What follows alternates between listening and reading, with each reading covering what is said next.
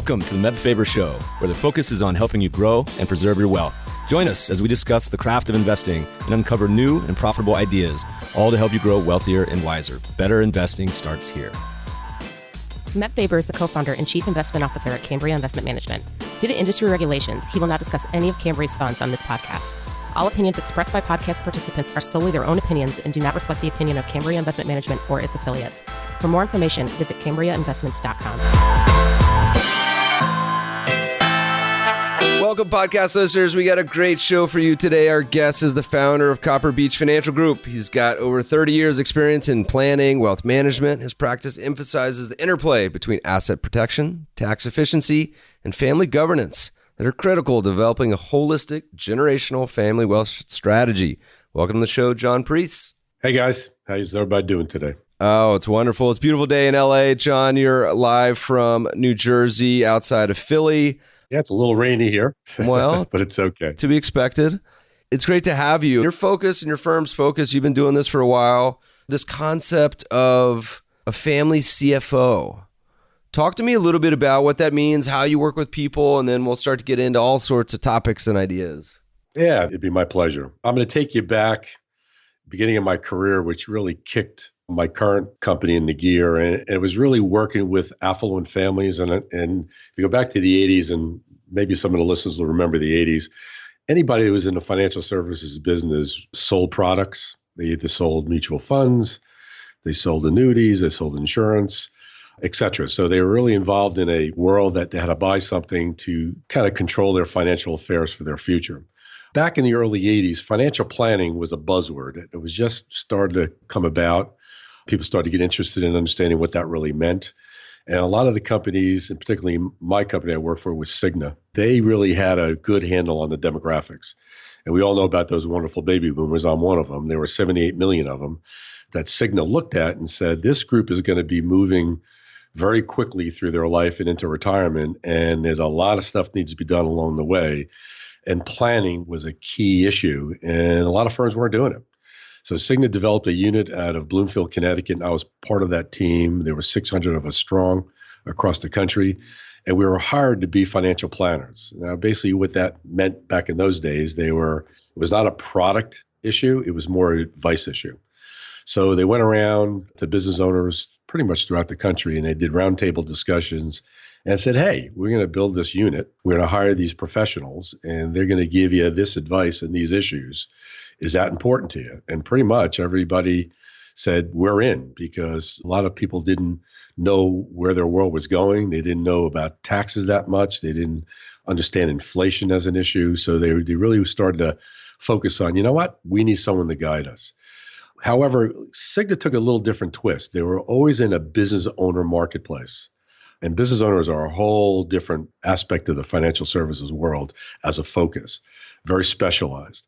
But our group, that 600-member group, were trained extensively on business succession strategies, to estate planning issues, to fringe benefit designs, deferred compensation strategies, how to invest money for the long term, tax issues, inflation issues. So we were really thrown in this educational platform early on in my career, and I was inundated by a lot of knowledge. So we went out to the marketplace as professionals after a 2 to 3 year training. It was a long time, 2-year training. So we were released in the marketplace and we started to meet up with business owners. And my first large client that I bounced across through a chamber function actually was a big company out of Philadelphia worth well over $150 million. And they liked me a lot and they brought me in to be an advisor. But I realized early on in my career that that was really something I wasn't really ready for. These worlds are very complex. These affluent families have a lot of moving parts, a lot of issues, a lot of lack of coordination between their advisors, a lot of fragmentation in their advice that was given to them. So they were struggling. And I realized that I didn't have even my skill set at that time with the team behind me that I had. We weren't ready to handle that type of a net worth family. So early on in my career, I started to recognize that these high net worth families, and when I say high net worth families, it's typically between 10 million and 150 million net worth families that are pretty much in the marketplace throughout the country. They really weren't getting a lot of key advice in a lot of areas. So I started to realize back then, I really needed to develop a practice that focused on that type of a structure.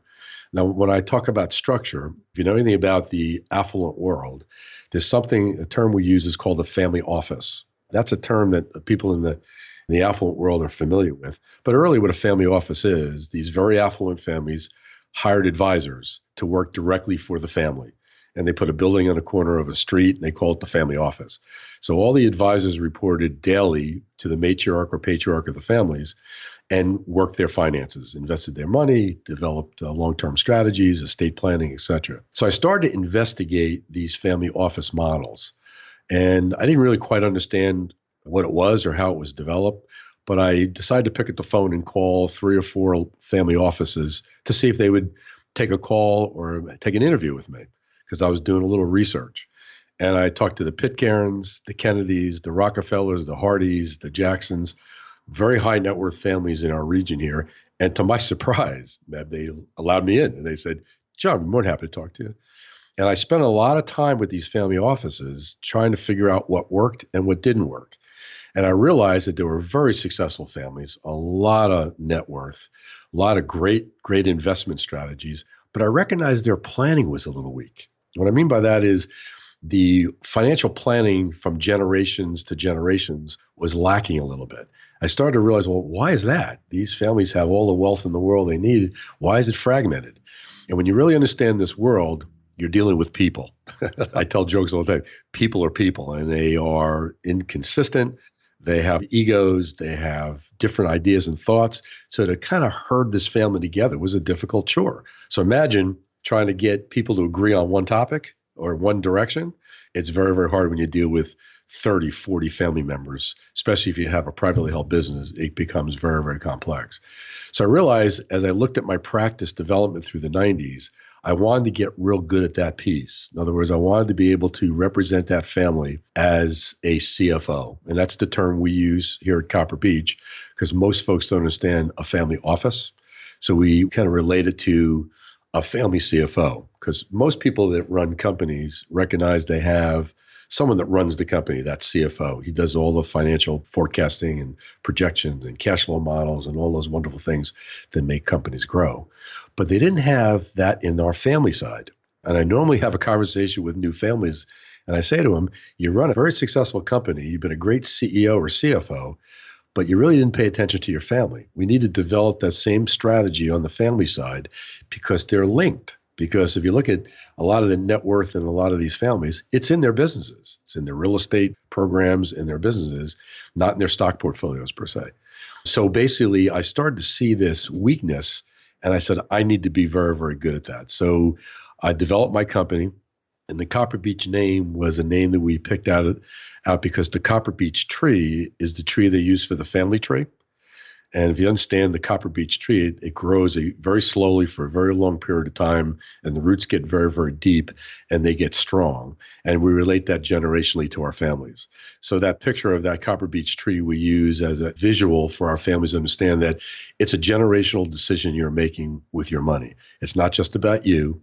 It's about your kids, your grandkids, and beyond. Now, most of the families you come across don't get to that level, believe it or not. But when we first meet them, we kind of force them to look at that, because when you look at wealth and be able to transfer it, it gets to be a pretty big number in a lot of these families. And a lot of it goes away in bad planning amongst family members. They don't get along. If you look at every study, 70% of the wealth is lost to the third generation, not because of taxes, not because of bad estate plans, it's because the kids don't get along or the family doesn't get along. It's almost scary. There's a proverb that says shirt sleeves to shirt sleeves in 3 generations.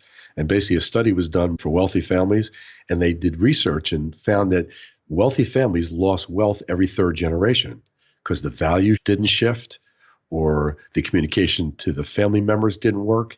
And all of a sudden it gets wasted and it goes down and it starts all over again. So our focus has always been with our families is to prevent that from happening in that 3rd generation. So we put a lot of support into our families in communication and structured processes to make sure that everybody's on the same page. And if they're not on the same page, we ask a lot of questions why they're not. Let's talk about that process a little bit, because I think this is really interesting, because so many people they spend 90% of their time focusing on investments and building their business. And so many people are entrepreneurs or they become wealthy and they spend 80 hours a week working on running a company, building it. And once you've gotten to the point where William Bernstein calls it, you've won the game. You have some wealth. So for some people, that means $1 million. Some people, it means 10 or 100. But you have some real wealth. People spend all their time thinking about the investment side, which is important. But like you mentioned, money and everything surrounding it with a lot of families is such a taboo topic. No one wants to talk about it. So let's say someone comes to you, they just sold their business, 10 million, or they're getting ready to, or they have a successful business that's sloughing off a lot of capital, and they say, I have this family, I got 3 kids. Where do you begin? Walk us kind of through the conversation of how this process starts. Our process is unique, but it's not complex. The first step is we go through an interviewing process. We only work with families that are referred to us, to be honest with you, because the families that we work with understand our role and they communicate it very well to that family that they want us to meet. So the first process is meet the folks and have a discussion. And we have a series, probably about 50 questions we ask in that interview. And depending on how they answer those questions is whether or not they fit our model. So very early on in our process, we discover with that new family whether they have a desire or a wish to set up this type of strategy for their families. That's the first step. So let's assume for a moment they say, you know what, John, this sounds great. I'm interested in finding more about what you do. What's the next step? Then we do an audit. Now that audit is critical to the process because it allows us to discover where we can help them financially. So what my team does, we collect all their data, tax returns, financial statements, insurance documents, everything about them financially we collect. And it's a challenge to do that, but we are successful at getting that done over a short period of time. Once we get that data and we look at it, I have a team here. My son's my JD on staff, Michael Parise. He does all the audits with his team, and they rip through everything. They kind of rip the client apart, if you think of it that way. And what would they produce after that is anywhere between an 80 to 100-page report that shows that family, here's what your world looks like. We looked at your wills, your trusts, your finances, your taxes, and here's what we observed. In that conversation, we give them issues that they have that are not positive, and we have issues that are very positive. And we go through a discovery with them, and we share with them where they need some help. And we ask deep questions along with that presentation as well to get more detail on why they've done certain things. I'll give you an example. Meb, when you sign your will, how do you know it was the best will you could sign? You don't, because you trust your attorney. Well, what if your attorneys designed it incorrectly? How would you know that? Because remember, you're no longer here. What impact does it have to your family? Your wife now has this will that says it does X, and it might not be the best thing for your family. So our clients are signing documents, they're signing trusts, wills, buy-sell agreements, they're signing on, they're buying assets, and it might not be right how they're buying it. So we find that the audit discovers where they've made these errors, and we share with them, you could have done something differently.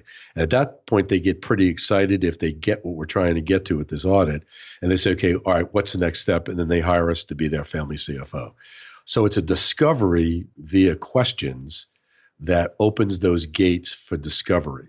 And again, we have we have hundreds of questions, and it really depends on the client who we're speaking with, how we open those questions. Like, for example, I just had an interview with a family a while back and concerned about walling off assets for his kids. He wasn't very positive about some of the people in his life. He says, listen, I'm not going to give him anything. I'm just going to give him X and whatever it might be. And I said to him, I said, you know what? You can do that. And believe it or not, we hear a lot of families are concerned about that responsibility or lack of that responsibility with money, with children. But my first question I asked him, I said, how do you want to be remembered? And I stop. And that opens up a gate, believe it or not, that gets people to think about how they want to be remembered. And the point I try to make is you don't want to die twice. And I don't mean to be crazy here, but when you die the first time, it's a physical death. But you don't want to die from memory. So that second piece becomes very, very important. How do you want to be remembered? What do you want to set up for your children? What do you want to set up as it relates to charities or foundations? How do you want the world to view you once you leave the earth? That's a 2-3 hour conversation in a lot of our families because we get very deep into their heart of the matter. and see what their passions are about how they want to drive their wealth. And that opens up a lot of gates, as I said earlier. So again, it depends on the family, it depends on what road they want to take. We go down that road. In the document you have, and we'll link to this in the show notes, listeners, is a really thoughtful, I think, exercise. It's called 10 Eye-Opening Questions to Protect Your Wealth. And the number one you just mentioned was, how do you want to be remembered? Because so many people, and we see this daily in the press, where whether it's Prince or some celebrity, athlete, actor, politician dies, and they have no estate plan whatsoever. And so a lot of people say, whatever, I'm dead, I don't care, it's not my problem. Well, do you want the government deciding where all your money goes? Do you want it public? It's something a lot of people don't think about because we're all mortal, obviously, but and going to live forever. But the reality is usually not the case. Yeah. And that interview process, we discovered that firsthand right at that first meeting. If we have a client that says, listen, I really don't care about my kids or the generational stuff, they're not a client. They're not a prospect for us. We're not interested, because you have to love your family to work with us. And I know that sounds kind of corny, but that's the focus we have. If you're concerned about the generational wealth transfer, and you want to take care of your family generationally, it's important. I had a case years ago, going back 20 years ago, where I was a cowboy in Utah. And Jake was an interesting guy. He was worth about $150 million, I believe his net worth was. And he was 92 years old. His wife was about 90. And they were the sweetest people in the world. We set up all these trust designs and generation skipping trust to transfer wealth generationally. And after it was all done, we're at the lawyer's office, and Jake sat in his chair and he said, John, he said, I understand where the money's going, but how do I get my values in that trust? How do I get my generations understand who I was and the values that I had that created this wealth to make them successful in the future? And I said, good point. It was an amazing exercise. He hired a firm out of Hollywood to do a production. It was a 30-minute video. Back then it was video that had his history of who he was and how he created his wealth, the people he cared most about. And I'm telling you, Meb, if you saw this, you'd cry your eyes out because it was so well done. And the requirement in the trust was that before you got a distribution from this trust 100 years from now, you had to watch this video or whatever technology is going to be used 100 years from now and understand who grandpa or great-grandpa or great-great-grandpa was and who created the wealth. So you get into these really interesting conversations with families that they care about that stuff. The ones who don't, we're not interested in dragging them across the finish line. They want to have to get there. So you can't force people to do this. You can only educate them on it's an option and it's something they should consider. We have another family we just worked with where he's a very successful business owner. He does chemicals across the world. He's a fascinating guy, but he's the rainmaker. He has a son in the business who's younger. He's in his 20s, smart kid. And I said to him, if you died tomorrow, what would happen to your company? And he looked at me and he said, great question. I don't know. Well, if your company's worth $40 million, because that's what it was worth, and there's no strategy on transferring that value, what does that mean to your wife and then to your children? He goes, good point, John. He said, I don't know the answer to that. Then he said, you know what, my son is really smart, and I think he could just step in and take over the business and run it. I said, okay, so let me see if I understand what you're suggesting. You pass away tomorrow. Your wife inherits all the stock. She knows nothing about your company, but your son now runs the company, and he's got to get permission from mom on what to do inside the company. How's that going to work? And he went, great point. So make a long story short, we're working on putting a plan in place to protect that value. Because remember, it's about value of something you created over the last 20, 30 years. Why would you, as you said earlier, waste it to taxes or waste it sending it to the government when you just had to design the plan? So here's how we're thinking. We're going to build a board of directors for his son. Outside members going to be on this board. They're going to help run the companies for his son in case something happened to him. We're going to sell the stock to a trust and be sure a trustee runs on behalf of his wife and run everything smoothly. Now, when you look at that very quick and process which you went through, that was hours upon hours of discussion with the attorneys, with the CPAs, with the team of advisors that made that all work. Now, one thing that we do very straightforward and very focusedly is that we collaborate.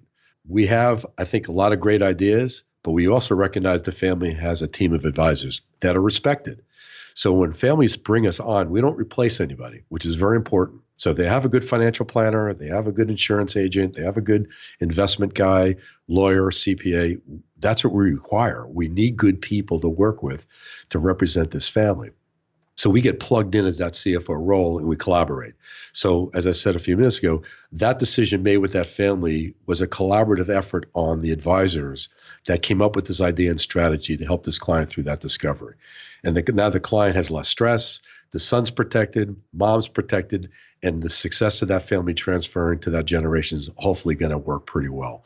That's how we kind of look at the world as it relates to some of these strategies. But it's a focus, and it's got to be committed to by these families, or you just can't drag them through this. Does it make sense? I think it's important because a lot of people, they have these various just spoke advisors, whether, hey, I got my CPA, I got my investment guy. Some families probably have dozens of investment people, and the lack of it being sort of holistic, I think, is often a big issue for a lot of people. But then going a step further, the lack of a holistic vision of what the future is, of how this, and look, I've been through it personally. My father had passed away, and we, despite having daily discussions on the phone, in person, about investing, finances, all sorts of things, had never had a discussion about, at least more than 10,000 foot, about his vision for, he grew up in a farm with no running water, sort of a farmhouse. He built this career and became successful, how he wanted to pass along, how he wanted to be remembered. Didn't even have a will, or at least one we could never find. So everything you're discussing is something I've been through personally in the process of the public-private estate and everything else. But as I spent a lot of time with education, I'd love to hear you talk in depth about this concept of multi-generational setup, because you and I, we're in the financial world. All of our listeners are interested in investing and personal finance, but a lot of people aren't. How you advise these families that say, hey, look, you mentioned a couple people have $100 million. How do you then build that structure to where it's not going to be gone in one generation by your crazy son and grandson and nephew and their crazy person they married and all this other stuff? How do you start to build that process? That I could answer it 15 different ways because depending on the client itself, but let me give you some parameters. When you look at those larger estates, they have one concern always. Is it when I get above my unified credit, and I'm assuming all your listeners know what that is. Right now, it's a 22 million plus credit that we get upon mom and dad passing and wealth transferring to the kids. So the first 22 million under current law goes to the kids tax-free. Beyond that, there's a tax of 40% on every dollar above that. So let's take example of that $100 million estate for simple math. So the 22 million gets put aside tax-free, and the rest of the 78 million is taxed at 40%. So that $30 million tax bill, or whatever it ultimately ends up with, is a voluntary tax. The clients don't have to pay that. Now, when I bring that up in a conversation, they go, what? I thought I had to pay an estate tax. Under the tax code, you do, but also they give you ways not to pay it. And what most people do, they go through estate planning processes. They go through level 1 and level 2, and they stop. There's 3 levels beyond that. And the last level is zero taxation. So there's ways that you can get zero taxes paid on your estate and not give it to Uncle Sam. Well, that's a 3-hour conversation on how do you do that. So I'm setting this up to talk to you about the process we use to get them through that zero strategy. So the first thing we talk about is let's try to eliminate that estate tax you have now. Let's do things creatively under the tax code to do things now. And I'll give you an example. There's something called a defective trust. It's a special trust that allows, under the tax code, a business owner to sell his company to a trust at a discount. Now, I won't get into the weeds, but I'll give you a technical piece first, just as a scratch on the surface. You could take your company, S Corporation, LLC, C Corporation, and recap the stock. All I mean by that is you take your stock and recharacterize it. You make one voting share and 99% non-voting shares. You could take those non-voting shares and sell them to this defective trust. Uncle Sam under the tax code allows you to discount that transfer because of lack of marketability Because remember, non-voting shares are non-voting shares. You can't mark it. It's not worth anything. And you have no power to make any decisions. So Uncle Sam says, we'll give you a 35% discount. Maybe you could push it a little bit more depending on the structure, but 30% discount when you move that to that trust. So now you took a $10 million company, discounted it by 35%, freeze it, and you sell it to this trust. Now when the company's sold down the road, somewhere down the road, all the gains and the success of that company are now in this trust out of the estate for tax purposes. That's just one idea that you can do. So right off the bat, if you leave these large estates, you can reduce their value by 35% under the tax code. That's just one idea. The other idea is there's charitable structures. There's so many different ways you can move money. We call it the tax fence. You want to take a dollar from the taxable estate and move it to the tax exempt estate. And there's several processes that we could take you through to do that.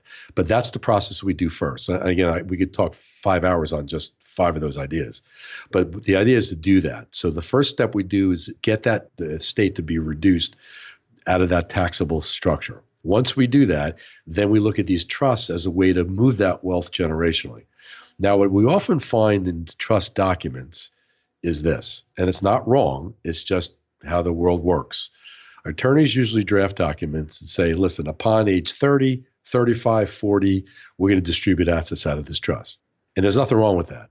But let's assume you have a $20 million estate today. And I hope everyone understands the rule of 72. What that rule is, you take the number 72, you divide it by a growth rate that you're assuming on your assets, let's say 10%, divide it by that number, and it tells you how many years it takes that asset base to double in value. So if you're worth $20 million today and you get 10% growth on that asset base, it's going to double in 7 years. So when you look at growth of estates, we do projections to show people they're worth $20 million today, they could be worth $150 million at age 100. But that wealth's got to go someplace. So we teach them to think a little differently, that they're going to be worth a lot more money down the road than they are today. So let's go back to that scenario. The trust says at age 30, 35, and 45, all that money gets distributed to the children. Let's assume it's a $50 million estate and there's one child. So $50 million goes to that child outright. Are you okay with that? Son or daughter would get $50 million outright with no controls, with no education. What happens to that wealth? It gets lost. Versus setting up a discretionary trust that says, I'm going to leave it in trust for this child, that they have access to that trust for asset protection purposes. Now, what I mean by asset protection, let's assume that first scenario, we send money out to child number 1 or that single child, and they get $50 million in their hands. What happens if they're in a bad marriage? Tell me what happens. What happens if they're on opioids? Tell me what happens. What if they're not in a good position health-wise mentally? Tell me what happens. Do you want your children held in that position to be responsible for this chunk of money and they're not capable of handling it for health reasons or just maturity reasons? So when we discuss these generational structures, is that we talk about keeping things in trust into perpetuity, but have access for certain objectives, health, education, maintenance, and support, or other venues.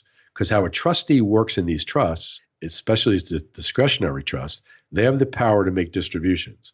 Now, my trust, and I'll share you personal, my trust is a discretionary trust. My trust is called a SLAT, a spousal lifetime access trust. I won't, again, get into the weeds, but that trust is designed to be irrevocable. So whenever I put money in that trust, it's out of my estate and it's asset protected from, we call them in-laws and outlaws, and it's protected. But my wife is the income beneficiary and trustee of that trust. So through my wife, I can get assets in that trust if I need to. It's a very unique part of a trust design, but it works really, really well. So my wife is control of that trust, so I've got to be really nice to her if I need money, if you don't get that picture. But anyway, and there's provisions in there for divorce issues or whatever. And again, I won't get into the weeds, but it's a very specialized trust to allow that lifetime access if I need it, but it's irrevocable, out of my taxable estate and out of the eyes of creditors. So now my wife runs that trust. Now she passes away. My son Michael steps in, who's my JD here on staff. He now acts as that trustee over my 2 daughters, who are wonderful young ladies. One just got married. The other one's probably right behind her in the next few months. And they're married great guys, but that's today. What do those guys look like 20 years from now? I don't know. So assets are being held in this trust for the benefit of my girls, But here's the access they have. They can get money out anytime they need, provided they have a good reason for it. And Michael has, again, those discretionary powers, or my wife currently, to make a distribution to the girls, but not full distribution. So let's say, for example, my daughter Alicia wanted to buy a car. My wife right now can go into that trust, take money out, and she could buy a car. Not a big risk, but she can do that. But my wife would be able to control it if my daughter says, hey, Mom, I want to open up this business. I need $1 million.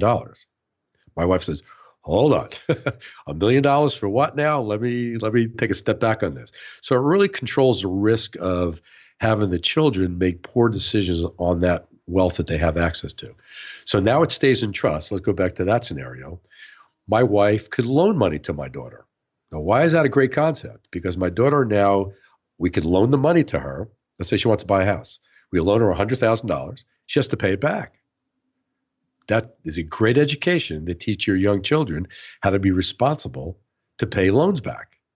But yet she's paying herself back because she's part owner of that trust. So I call it, and look at those 10 questions, Meb, it's the estate bank concept, where you create an estate bank for your children in these trust structures to allow them to access money if they need it for certain reasons. So it's an interesting idea, but it's powerful for families to work with because it allows them to educate their children, control their assets, protect from creditors, out of the tax environment, and it goes on for generations and generations. And it never pours out. Now, a discretionary trust by nature, the trustee has full power to make full distribution out of that trust if he or she feels necessary to do so. So it's not that it's never going to pour out. It's really up to the trustee for that provision. Now, which brings us to another question. That's the biggest challenge our family has is who's going to be the trustee? Who's going to manage all this? Who's going to take that very important role for my children? And it's a very, very good question. And we have deep conversations on how that flows. Typically, we look at having a personal trustee, either a family member, sister, uncle, friends of the family, a lawyer or a CPA, someone who really knows the family well and shares the family values. But beyond that, we look at institutions like trust companies to take that role administratively. But we make it co-trustee. So the institution might be the administrator of making sure that checks get cut, bills are paid, whatever it might be. And as a family trustee or friendly trustee, kind of guiding the kids from a value-based standpoint. So it gets complex when you look at these trust structures. But if the goal is to transfer that wealth to third and fourth generation, that's what folks do. And hopefully that answered some of your questions on that. Yeah. So let's say you get the structures in place and you're thoughtful about all these things and you get sort of the right people and the right incentives involved. How do you then sort of say, look, I want to be really thoughtful about building a family that buys into this and understands what's going on so that A, they're not totally financially illiterate, and B, that I'll get to B in a second. How do you deal with the fact that, how do you build this knowledge base and get the buy-in so that, is there like a curriculum? Do you encourage annual meetings? Is there sort of, how do you start that process in general? That's probably the most important thing we do for our families. And I'll make a slight joke here.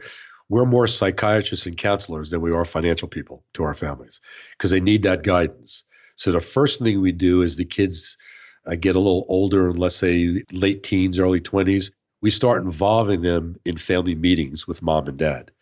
Now, we don't talk money, but we talk concepts.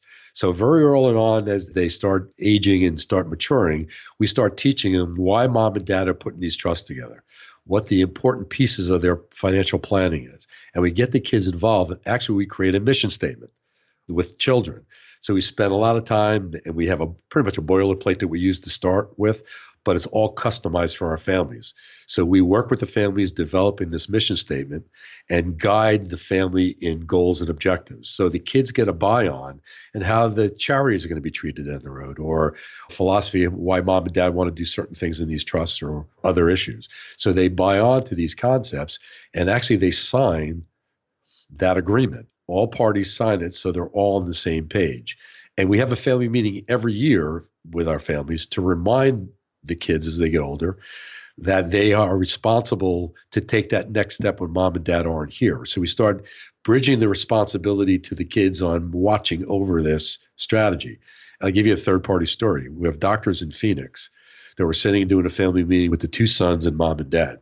And the younger son said to his mom, "Hey, mom, you want me to get more involved in understanding investments?" He calls me Uncle John. Uncle John's been working with us for a long time, and I want to learn more about investments. And you put $1,000 in my account every month, and I really appreciate that. But that doesn't help me understand investments, and I want to learn more about investments. So she looked at me, and I looked at both of them, and I said, "That's a great question. Here's an idea." I said to the client, I said, "That property you have in Scottsdale, what are we doing with that property?" And she goes, "I'm just renting it out and really nothing."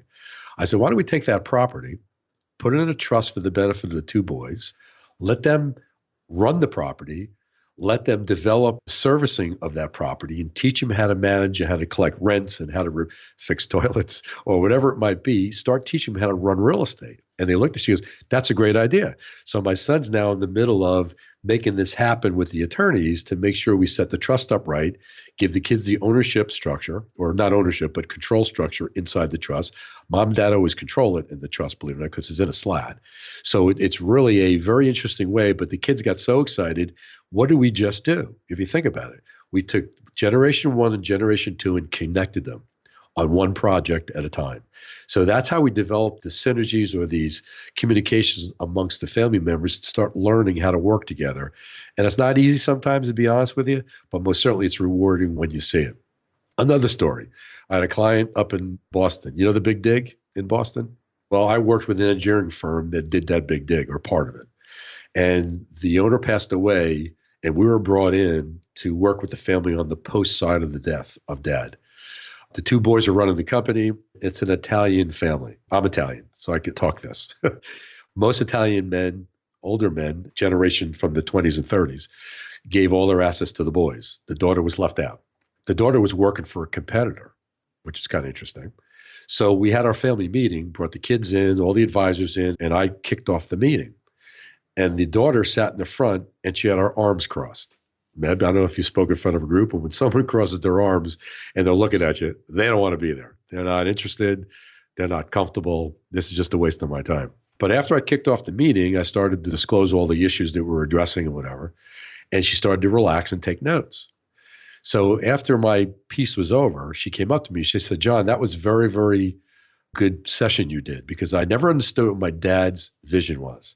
He never really communicated that to me. And I really got a glimpse on where his focus was. And I really have earned a lot more respect from my dad. And I'm going to talk to my brothers and see if I can get re-involved with the company." And the older son heard that and he winked at me. Guess who runs the company now and tripled the revenues? The daughter. So when you look at these family meetings, if that meeting wasn't had, what would have happened? Something else would have happened. But because we had a very successful meeting, she got involved with it, got connected to her brothers, and now the company's more successful because families have three components. They have human capital, intellectual capital, and financial capital. And that's the world we live in. We try to balance all that family capital to make sure we move everything according to plan based on that mission statement or based on a legacy letter or whatever it might be to drive the success of the family. And we do this every single quarter with these families. We meet quarterly, or we do WebExes, or we do some kind of a connection to keep everybody on track. And we meet once a year with the kids to make sure everybody's up to speed, either adhering to the agreement of the mission statement or there's changes that they want to make. And it's fascinating to see when the kids get involved, how interested they are because they all want to learn. Most of the kids today don't understand money. They don't understand taxes. They don't understand how to balance a checkbook. Maybe that's pushing it. Today, the kids are a lot smarter than we were. But anyway, they get stressed with trying to figure all this out. So all the help they can get from mom and dad or from the advisor community to help them understand that they really appreciate it. So that's how we keep this thing moving and educate the kids. And it's fascinating. We have families been with us more than 10 years now, and we know their kids very well, and we work with the kids now. We do their wills and trusts, and they're having families. So it's a really interesting process that we go through. So we get very, very tight with the family. And one of the questions I ask a new family is, what advisor do you have on your team that if something happened to you, Mr. Patriarch, what would happen, and who would you want your wife to walk down the road of life with that you can trust? And I get very interesting answers, and none of them are really good.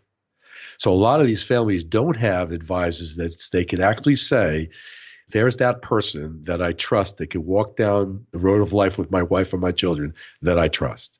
So if you think about what this family office adventure is, or this family CFO role, that's how I look at it. I want to be that organization or that structure that allows my families to have a trusted advisor team and my team and beyond my team. We're always enhancing what we do here with my team, but we're always going to be here to walk down the road of life for these families. And matter of fact, we're in trust documents as the financial advisor because they always say to us, John and Michael, whatever you put together, my kids aren't going to understand. And my family's not going to understand. You need to stay involved because you understand that you built it and you work with the team of advisors to do that. So it really makes it very sticky for us as a practice, be honest with you. It makes it breathe and live. But the benefit to the family is tremendous. So that's the concept that we kind of live with. Hopefully that makes sense to you. Yeah, it makes a lot of sense. One of the things that I'd like to hear your thoughts on, because you probably dealt a lot with this, is that often the case you have a founder and he or she has built a company or been successful. A lot of that drive came from hardship and struggle, where people may have grown up poor or had difficulties, and that lack of material wealth or having any money was really what kept them working 80-hour weeks or really pushed them forward. And so once many of these matriarchs and patriarchs become successful, I imagine one of the things they struggle with is saying, how do I have $100 million now? How do I raise these children and grandchildren so they're not just trust fund babies? They're not total just pieces of crap that have this silver spoon in their mouth, but how do I pass along our values and hunger in a world where hardship and struggle is probably largely absent? We hear that all the time. The generations that are here today, they haven't had that pain like my generation had. I grew up with a poor family. As a matter of fact, before I answer your question, let me back up and give you my story, because that might help us with the next answers. My dad died when I was 5. My mother had 4 of us in 34 months. I want you to think about that for a second. I'm an identical twin. We're preemies 7 months. My brother's 10 months older. My sister was 10 months younger. Crazy. But that's what happened. So my dad died when I was 5, and my mom raised us until she remarried my stepdad when we were about 17. So I want you to think about that. We were poor. Everything I had, I worked for. I worked since I was 12 years old, cutting grass, plowing driveways, whatever it was. I made money. So I was in that world. I had to do that to survive. I learned how to build that work ethic. So through that process, my mom married my stepdad. They had my younger brother, Anthony, when she was 44. So about 1981, 82, my mom came down with cancer. So did my stepdad. They died 8 months apart from each other. And I inherited a 13-year-old brother. And they were school teachers. I was working for another company. I wasn't in this business. And I was a guardian, trustee, and executor of their estates. I had no idea what to do. My sister was co-executrix in the will. And that means that we're both partners in the decision process in their wills. At that time, both my mom and dad thought that was the best thing to do. Well, it worked out to be not the best thing to do. I'll make a long story short. One day on one of my mom's real bad sick days, she said to my sister, "This house we live in, don't sell for less than $250,000. And my sister said, "Mom, you got it." Well, no one heard that conversation. So when they both passed, we were involved with probating the estate, and there was no insurance to pay off the mortgage. The mortgage company was chasing us. Bills had to be paid. There was no money left over, and everyone's trying to figure out what to do. And I was held with all that responsibility. So I said to my sister, we need to sell the house to pay off all these bills. And she said, Mom said, if we're not going to get $250 for it, I'm not selling it. So I'll skip ahead. 3 years later, we sold the house for exactly what it was comp for at $190 versus $250. And the attorneys walked off all the money. We got zero. And I didn't talk to my sister for 27 years. So what's the motto? It's not just about money. It's about the communication and what goes on in these families. So I got into this business because I swore that I would never let any of my families go through that. So my challenge is I have such a passion for teaching kids how to be responsible. you should be part of my meetings. I really get real passionate about teaching these kids and putting the onus on them that they need to be responsible. And yeah, they got this bucket of money. You can't hide from wealth. I mean, they know they're wealthy. They're always going to know that. But if they understand why the wealth is being boxed off and why it's being asset protected, that they have access to it, that whole concept changes to them. In most cases, they say, I don't have carte blanche. I have to earn the right to get that money out. Or if I do borrow money out, I got to pay it back. Or whatever it is, that's the strategy. So we try to build that in our model. And quite frankly, it works really well with us. Now, 10 years from now, 20 years from now, I don't know what that's going to look like. But at least you give it a good shot to at least put effort into teaching the children or the kids how to be responsible for this money to prevent that trust baby kind of a concept. But to be honest with you, it's a hard road to hoe, because some kids say, listen, I'm worth a lot of money and I can go in and the trustee's real kind and I could go anything I need to live. But it's a challenge. I'm not going to disagree with those families. It's definitely a challenge, but we work real hard to prevent that as we build a relationship with the children or the third generation in some cases. Food for thought. No easy answers, but I think being honest and having the conversations already puts most families infinitely ahead of the ones that just ignore it. And so many parents we talk to that are wealthy, they want to hide it from the children, and the children say, are we rich? Do we have money? And the parents often don't want to have those discussions. Yeah, that's a mistake from my part, because the kids know. I mean, we work with clients right now on the West Coast that they live in this big house in Lake Tahoe, and they have a very successful company, and they had the same conversation with my son and I. I said, guys, you can't hide it. You live in a beautiful house on a lake, Lake Tahoe, and you have all these cars. I mean, they know you're rich. How you teach them responsibility is the next step in those values. And they're a very value-oriented family, and it works really well with them. And they have two very mature kids, and they get it. And they know that they're going to be taken care of, but they're not, we can see they're not abusive at all. And they're really excited about being involved with these decisions as time goes on. Because what we're doing with that family example, we're buying real estate with the kids in these trusts. So the kids are now out looking for real estate. They're doing their research, and they're getting involved with helping that wealth being created, keep it being created, or taking that wealth and maximizing it, or being involved with the success of that wealth. So that's the best way to teach these kids to be involved versus sitting on a couch playing video games and waiting for a check. So that's how we kind of handle that. As we're slowly winding down the last days, not only of 2019, but also this decade, it's crazy to say. I'm not ready to say 2020 yet, but one of the things that you offer value add is thinking about and planning. I'll leave this open-ended to you. So as the year is kind of ending, are there any thoughts that you'd like to pass along when it comes to either taxes? Year end is often a time for people to take stock of what's gone on in the past year or years and take an eye to the future and gaze towards the horizon. Or are there any things that people should be thinking about as 2020 comes along that may or may not be on their mind? What we typically advise our families to do, and we work with them in this regard, is sit with their tax professionals before year end. Because I'll tell you what we find most cases. We come across, and again, I don't want to offend anybody, we come across CPAs, either tax preparers or tax planners. We find most of them are tax preparers. And they do your tax return and they run your numbers and they do certain things. And sometime in February, March, they say, I'm finishing up your tax return and you owe another $100,000 in taxes. We try to avoid that conversation by doing tax planning before year end, because there are things that organizations, companies can do to defer tax, to swap tax out, buy more equipment before year end, getting higher deductions in certain strategies. There are things that they can do that can help. Now, two of the strategies we look at, it's one that's just brand new under the new tax code. It's called opportunity zones. You might have heard about them, but President Trump signed into bill the ability for states to look at certain areas of the state and make them opportunity zones for development. And how the program works is that you can take a gain.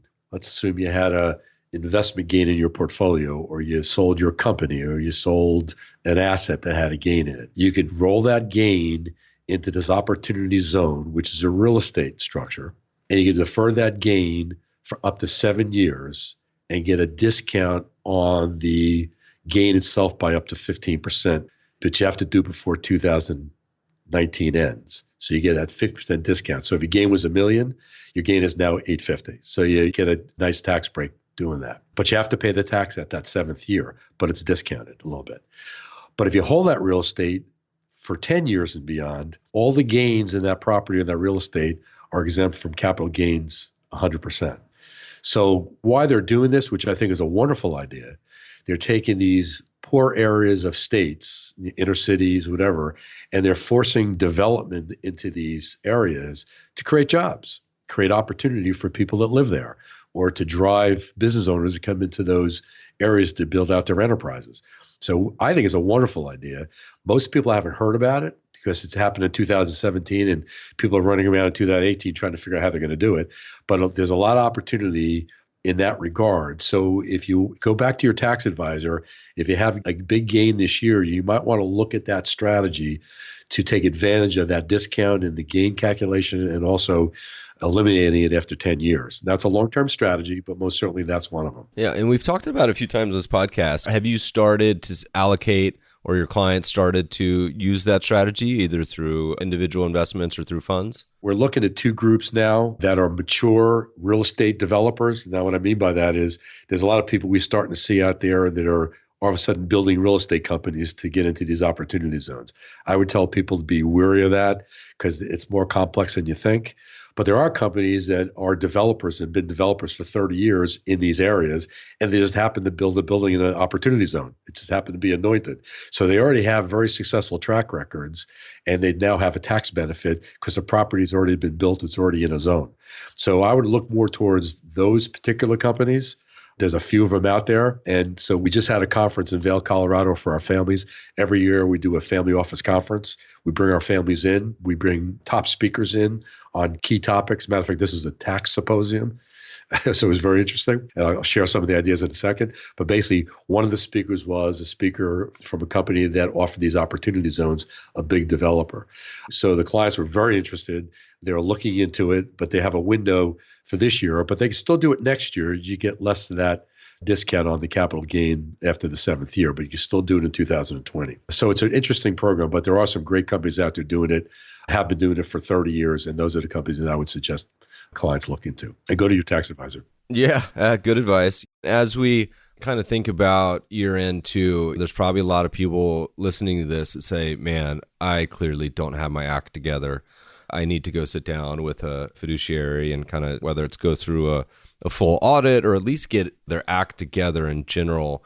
And so a question for you is, are there any main kind of gaping holes that you consistently see that the majority of people that come to you, you say, look, this is the one, these 2 things, these 3 things that just consistently people do wrong or forget about or really need to get done yesterday? Is there anything in general that you think comes to the front of your mind? There's 2 sides of that. If you're a W-2 employee working for a company, there's different things going on versus if you're on your own company, there's a lot more opportunities you have to reduce your taxes. Let's go to W-2 employee. We see a weakness in some of their strategies. They don't max fund their 401k plans. For some reason, they don't max fund it. They don't pay attention to it. And some of them even don't even invest into it, and they lose their match, which is free money. I don't know why people would lose that, but that's one weakness I see on the W-2 side. Other than that, it's really under the new tax code. You get that credit now, $24,000, and it's really some ability to deduct your mortgage interest and your taxes. So it's really what state you're in. It's really, you should sit down with your CPA and say, what options do I have before you had to take advantage of all these loose things that are going on? So the first thing I would tell you to do is go see your CPA. On the business side, there's a lot of things a business owner can do that they might not be aware of. And one of the areas that we look at, people are usually not familiar with it. It's called the 831B election. Are you familiar with that, Meb? What that is? Let's hear it. An 831B election is under the tax code in the late 70s. The Congress put in place the ability for small business owners to create their own insurance company. Now, what I mean by that is they can run their own risk, their enterprise risk. So because the Congress is saying these large insurance companies are charging you big premiums to manage your risk, and we want to give you an advantage, small business owner, and you could fund your own risk. And basically what happens is this. Let's start with your regular program. You have property casualty coverages. You want to insure your building. and your premium's $10,000 a year to insure your building, and you send that check to an insurance company, let's say AIG for a second. AIG gets your $10,000 premium, puts it in a pool with everybody else who's insuring their buildings, and that pool sits there for that year based on your policy year, and it pays claims. But what happens is if your building doesn't burn down, you don't get your $10,000 back, do you? That's called underwriting profits for an insurance company. And these property and casualty companies have a huge underwriting profit on their programs. That's why people don't like insurance companies, but they know how to do it, and that's how they structure it. So what Congress did allowed under this 831B election to allow you to insure risk, your enterprise risk in your company. Now that's risk like cyber risk. That's risk like loss of key customers, reputational risk, employment practices, legal defense. If you're a doctor, loss of hospital privileges, you can insure that risk. You typically don't insure that because why would you want to pay a premium if you're not going to get it back? Running your own insurance company, if you put those premiums in your own insurance company and through that year it sits in a pool and it's got to be done right, I get talked about in a second, but it's got to sit in this pool. At the end of the year, if there's no claims against your policies, you get your premium back minus expenses and claims on that pool. So if you put $1 in, you might get 80 cents back that following year, and you do it again. So it's a way to build a risk management portfolio. By the way, it's risk management first. You got to insure your risk because look at our industry. If someone put on the web that Copper Beech did X and it wasn't true and people read it, how would that hurt Copper Beech? Tremendous. So I have a policy that protects that in my insurance company, that I can put claims in against that exposure from my pool, from that pool, and it could pay half my claim. So basically, it's a way to manage your enterprise risk more efficiently. But let me warn you, 831B election has been scrutinized by the IRS, and to this day, they're still scrutinizing it because it's got to be done right. So if you look at this strategy, work with your tax advisors and work with the organization that does it right. Now, there's a structure out of Puerto Rico that's a different design. That's the one that we're in because I have my own, they call it a segregated asset plan. It's not a captive. It's not an 831B captive. It's totally different. And again, I won't get into the weeds, but I have one that's in Puerto Rico as a domicile. Now, everyone gets scared about, well, is in Puerto Rico out of business? That's nothing to do with Puerto Rico. It's a domicile issue. They have a very favorable structure for these type of private insurance companies that allows me to do that. But when you make a contribution to this insurance company, you get an income tax deduction. So we're working with a client now, actually, who has $1 million income coming into him. It's an S corporation. Based on his risk profile, he's able to put $200,000 away in his insurance company. So now instead of making $1 million, he's making $8 million. So I just saved him $80,000 in taxes, whatever the tax is. And he's now put a war chest away in this insurance structure that over time can build net worth or assets for the business and for the family. And it's all favored by the IRS under the rules if you do it right. And I'm just going to warn you, you have to do it right because they are looking at these very, very closely. But that's one aspect. There's also some programs like Keyman Designs. There's something called a restricted property trust. Now, again, I won't get into the weeds, but there's a way you can put a Keyman policy, life insurance policy in place for your key executives in your company and get a deduction on that premium. Now, it's gone through a review of the IRS and they're okay with it. Again, you got to design it right. But these kind of programs exist that people can take advantage of, but you got to go to your tax advisor and get that advice. There's also things called environmental easements. And these are structures, let's say there's a farmland in Montana and the family owns it, it's 500 acres and it's worth $50 million. Well, what's the estate tax problem if mom and dad were to die? There's a tax exposure on it. So the kids only have this asset of land to sell and they have to liquidate, sell off the land and pay the tax, which is not what the government wants everybody to do with their land. They want us to keep farming the land. So they allow now this land to be put into this charitable structure. It's called this easement, where they can donate this land to this charitable structure and they can never sell that land. It's got to stay in this particular structure. You get a charitable write-off on the contribution of that asset into this particular category.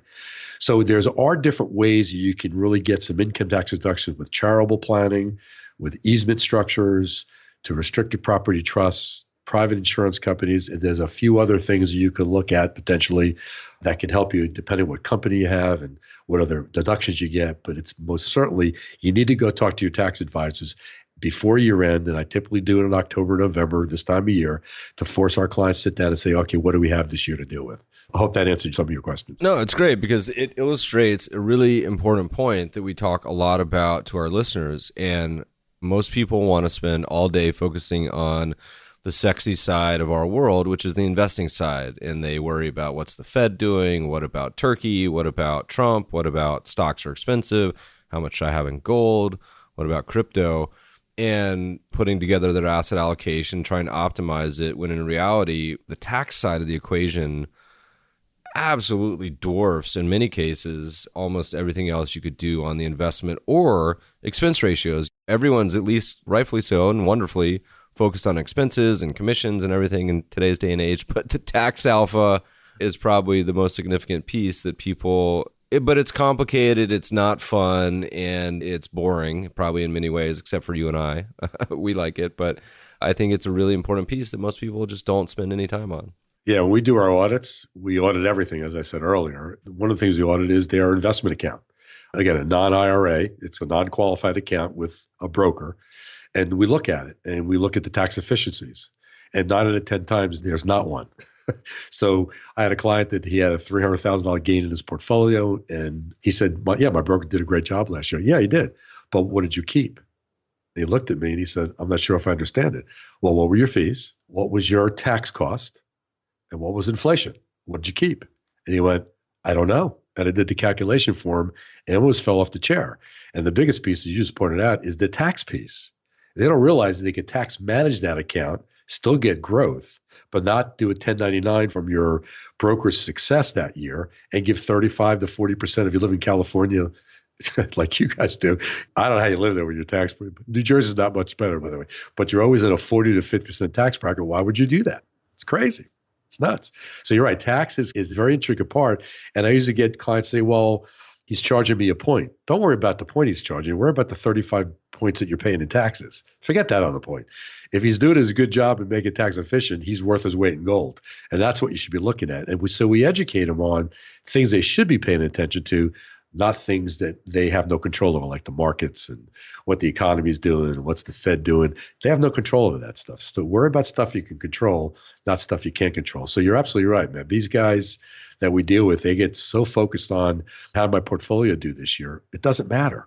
It really doesn't matter. You have so much wealth or you have so much success.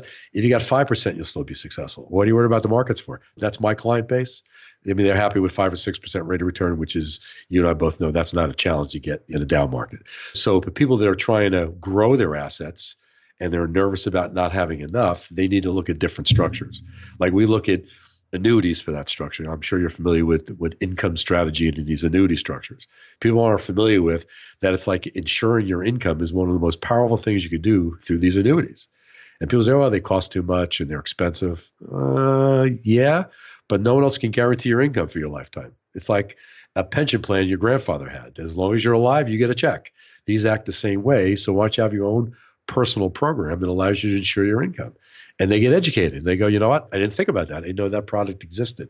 So you teach them how to think differently about securing the risk that they have in those type of discussions around their investment portfolios. I think it's interesting. We have actually looked into the business of launching some annuities. I think there's opportunity as providers to have a modern equivalent of the personal pension, because half our listeners are listening to this like, what's a pension? I don't know what that is. They don't really exist anymore. But we've said this a lot on the podcast. You know, I actually don't think, I'm probably the only person I know that believes this, but I actually don't think your asset allocation matters a whole lot as long as you have the main ingredients and implement it thoughtfully.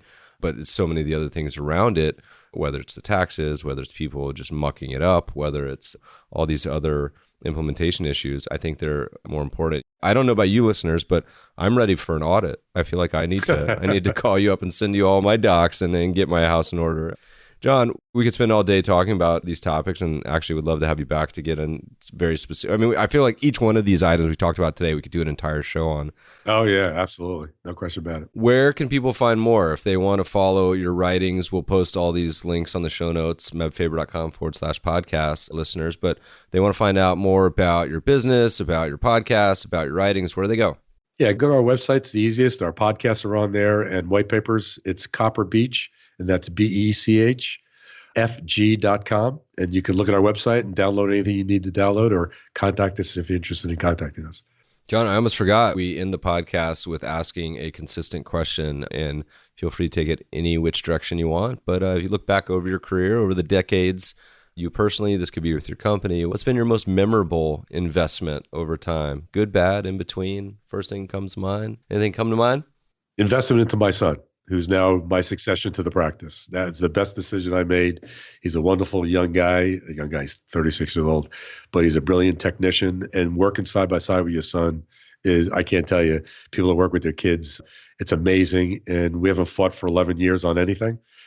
He pushes me occasionally, but we really haven't had any draw out fights, and he's wonderful to work with, and my team here. I've got a wonderful staff.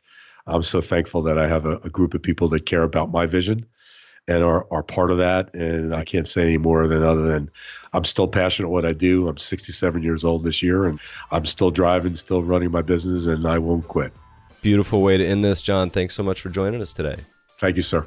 My pleasure. Listeners, we'll post show note links. Please subscribe to the show on iTunes, Breaker, anywhere good podcasts are found. Shoot us some feedback. If you got any suggestions, complaints, anything else, questions, add to the mailbag, feedback@themebfabershow.com. Thanks for listening, friends, and good investing. The following is a required disclaimer from today's guest.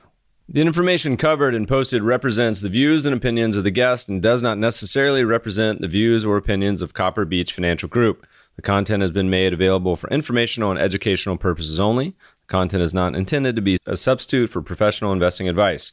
Always seek the advice of your financial advisor or other qualified financial service provider with any questions you may have regarding your investment planning.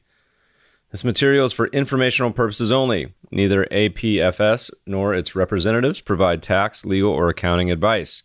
Please consult your own tax, legal, or accounting professional before making any decisions.